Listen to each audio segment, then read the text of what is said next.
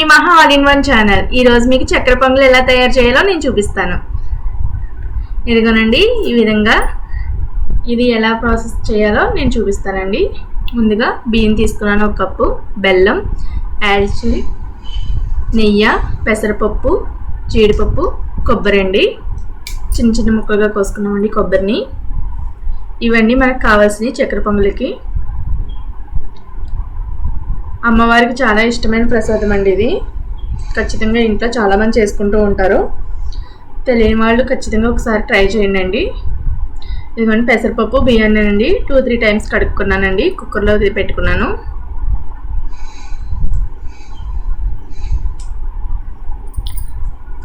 ఇది ఒక 10 నిమిషాల ముందు నానబెట్టుకుని ఉంచుకోవాలండి. తర్వాత కుక్కర్ పెట్టేసుకోవాలి. ఒక 3 విజిల్స్ రానిస్తే సరిపోతుందండి మా కుక్కర్. నేను ముందుగా ప్యాన్ తీసుకుని దాంట్లో నెయ్యి వేసుకుంటున్నానండి.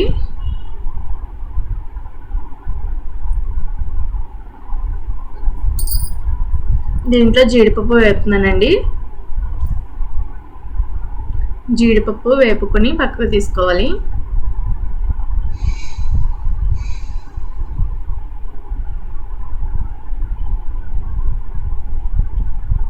ఇదిగోనండి, ఈ విధంగా వేపుకోవాలి. సిమ్లోనే ఉంచుకొని దోరగా వచ్చేదాకా వేపుకోవాలండి. చూసారండి, ఈ టైప్లో తీయేసుకోవాలి.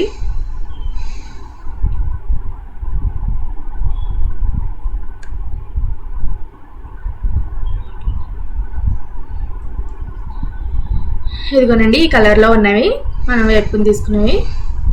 దీంట్లో చిన్న చిన్న ముక్కల కింద కట్ చేసి పెట్టుకుని కొబ్బరి ముక్కలను కూడా వేపుకోవాలండి నేతిలో. అవి కూడా మంచి కలర్ వచ్చేదాకా ఉంచుకోవాలి, బ్రౌన్ కలర్ వచ్చేదాకాను.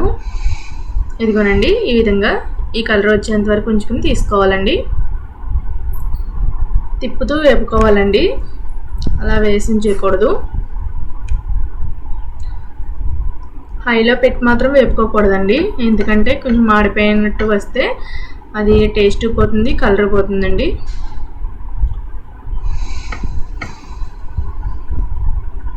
ఇదిగోనండి, ఈ విధంగా వేపుకోవాలండి రెండును. కుక్కర్ విజిల్ వచ్చిందండి. 3 విజిల్స్ వచ్చిన తర్వాత ఆఫ్ చేసుకోవాలి. అదే పాన్లో నెయ్యి వేసుకొని కొంచెం వాటర్ వేసుకుని బెల్లం పెట్టుకున్నామండి. కుక్కర్ ఆవిరంతా పోయేంత వరకు ఉంచుకుని తీసుకోవాలండి. చూసారా ఎంత పొడిపొడిలాడుతూ వచ్చేస్తుందో. చిన్న కుక్కర్ అండి ఇది. అది 3 విజిల్స్ వచ్చేటప్పటికి ఈ విధంగా వచ్చిందండి. కానీ బాగా ఉడికిందండి రైస్, పెసరపప్పు. ఇదిగోండి, బెల్లం ఓ పక్కన పాకం పట్టుకున్నాం కదండి. మొత్తం కరిగిపోయేంత వరకు, బెల్లం కరిగిపోయేంత వరకు తిప్పుతూ ఉండాలండి. ఇలా చేత్తో ముట్టుకుంటే పాకం వచ్చిందండి ఇది. దాంట్లో మనం ఉడకబెట్టుకున్న రైస్, పెసరపప్పు వేస్తున్నామండి. తీపి ఇంకా ఎక్కువ తినేవాళ్ళు, ఇంకా బాగా తీపి ఉండాలి అనుకునేవాళ్ళు ఖచ్చితంగా ఇంకో కొంచెం బెల్లం వేసుకోవచ్చండి. మాకైతే ఈ స్వీట్ సరిపోతుందని నేను అదే బెల్లం తీసుకున్నాను. అదిగోండి, నెయ్యి ఫస్ట్ తీసుకున్నాం కదండి, అది కొంచెం వేస్తున్నాను.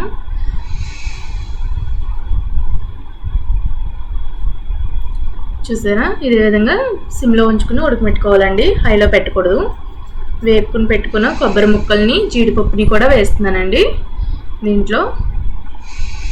అలాగే కచ్చిపిచ్చి కొట్టుకున్న యాలచి పౌడర్ని కూడా వేస్తున్నానండి.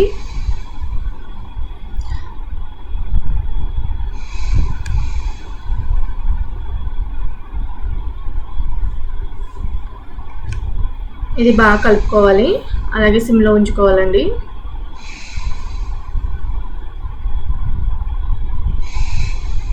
ఇదిగోండి, ఈ విధంగా వచ్చింది. స్టవ్ ఆఫ్ చేసుకున్నాం కదండి, ఓ బౌల్లోకి తీసుకుంటున్నాను. చక్కెర పొంగల్ రెడీ అయిపోయిందండి. ఇది ప్రసాదాల కింద బాగా యూస్ చేస్తారు. Please like, share, subscribe. చూసారండి ఎంత కలర్ఫుల్గా చక్కెర పొంగల్ రెడీ అయిపోయింది. ఖచ్చితంగా ట్రై చేసి కామెంట్ చేయండి.